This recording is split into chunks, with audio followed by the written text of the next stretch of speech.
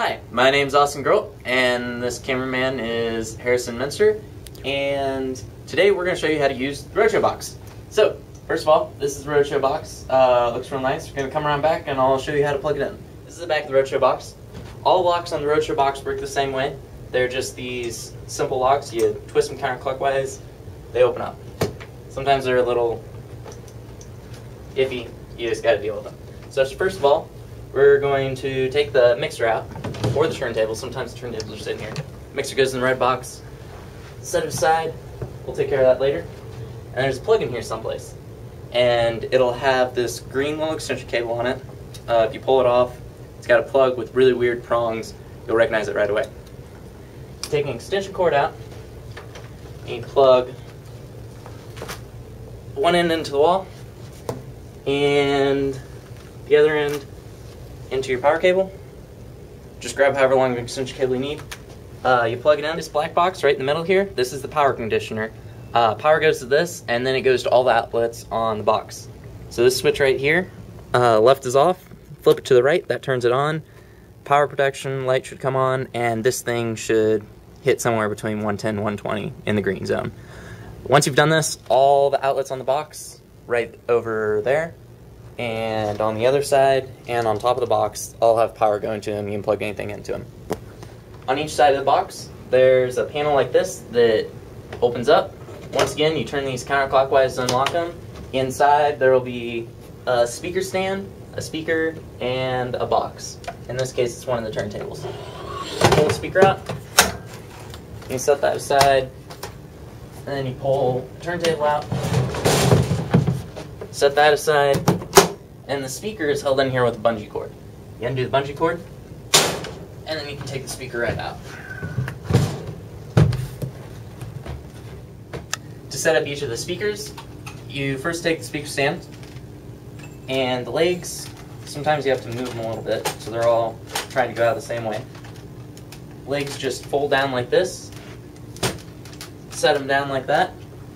Then on the bottom of each of these speakers, there's a little hole in the bottom, right here. You just get that hole to sit on top of the speaker stand, just like that. Then on the back, there's a little tighten down thing. Just tighten that down to hold the speaker in place to make sure it won't move. Make sure it's rotated into the right direction first, and that's how you do that part. Once you have the speaker on the stand, there's this lock, raise, and lower switch.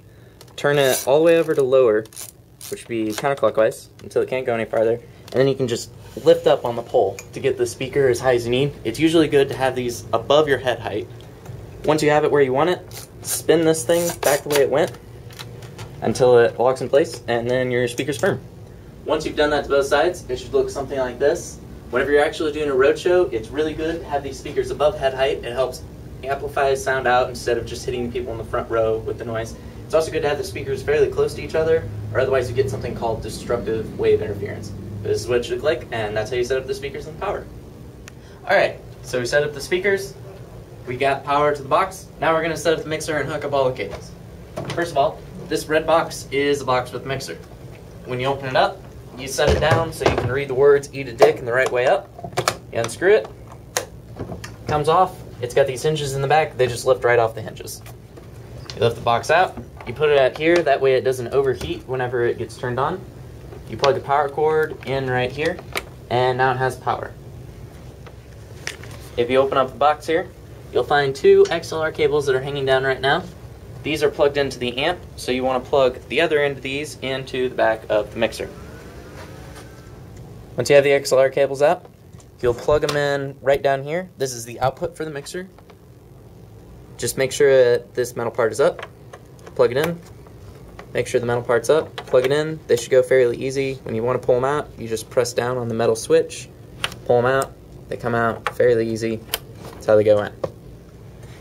In the box that you got the mixer out, there's also a cord that goes from RCA like this to 1/8 inch.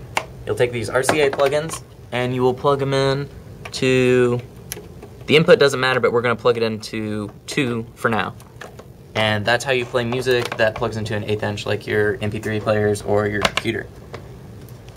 We use the speak-on cables to plug the speakers into the Roadshow box. One end of the speak-on cable goes in right here to this black XLR port on the corner. You just stick it in, it goes in real gentle, and then once it's in, you twist it, it clicks like that, and that means it's attached. To get it out, you just pull back on this metal piece, and pull it out, it comes out nice and easy. You should not have to force this. The other end of the cable goes in the same way, goes in up here on the speaker. Click it in, you're done. Once you've done that to both speakers, you open this up, and this device up here that's put in upside down right now is the amp, and this is what amplifies the signal so that the speakers will work.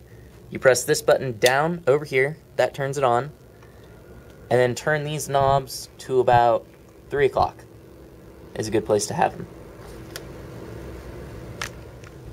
Once you've plugged everything in and turned the amp on, press the power button here on the mixer.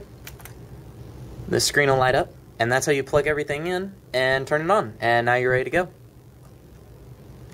So last time we showed you how to hook up the mixer and the speakers and turn everything on. Now we're going to show you how to actually play music through it. So earlier we plugged this RCA cable in, this RCA to 1/8 inch cable, into line 2, and you can see it says line 2 in white letters right above where we plugged it in. So to get this to play, each one of these 4 lines is a different channel. So we're going to go over to this channel, and up top it lets you pick what input. Since this is plugged into input 2, we're going to turn this little knob to input 2 right there. Then you plug in the other end of your cable over here into whatever your audio source is. In this case, I'm using my laptop. Plug it into your headphones jack, get some music playing, something fairly kosher, and turn your volume all the way up. So my volume's up now and music's playing. Next, this blue knob up here, this is your gain. You turn the gain up until you start to see your music bounce over here on the LED's display. And if you have it all the way up in the yellow, sound starts to distort. So don't put it up into the yellow, but if you have it way down here, it doesn't sound very good and you get lots of feedback in it. So kind of have it someplace in the middle. Someplace around, if you see these numbers on the side, around 0 is a good place to have it. So we're going to do it like that for now. Then, this down here, there's a switch, and I don't know if you can see it on this video, but this controls which post your music is playing on. We're going to have it over on A here. That means that whenever this switch down here is on A, you can hear your music, and when it's on B, you can't. So this is on A, and it's on A up here. Then we turn this fader up. Some people like to control volume with this fader. That's kind of your own taste. I like to have it all the way up and then control it from the master volume. So your gain's up, your post is on the right input, and your fader is all the way up, and you've got this down here on the right post. Hey, what's up?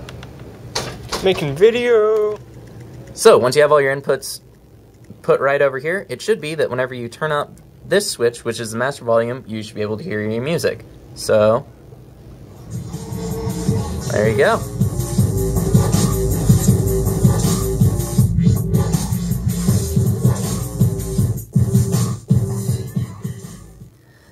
This line here shows you how loud or how strong your signal is going. Once again, you kind of want to keep it out of the yellow, keep it kind of high in the green. As long as the amplifier that we showed you earlier is still only set at 3 o'clock, you shouldn't be able to blow these speakers, but don't crank it too high just in case. And that's how you play music with the Roadshow box.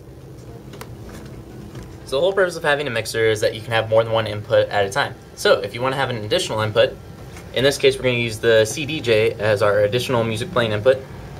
You plug the cords in on the back to a different input. In this case we're going to use input 5, line 5. Then you take a channel up here and you turn it over to line 5. So now this channel controls line 5. You turn the gain up and the volume up the same way as you did before. You get music playing on it, so once again it's bouncing. Try to get the levels kind of similar, or otherwise you're going to get really weird differences in your volume. And then down here we had the other input on A, so now we want this one on B.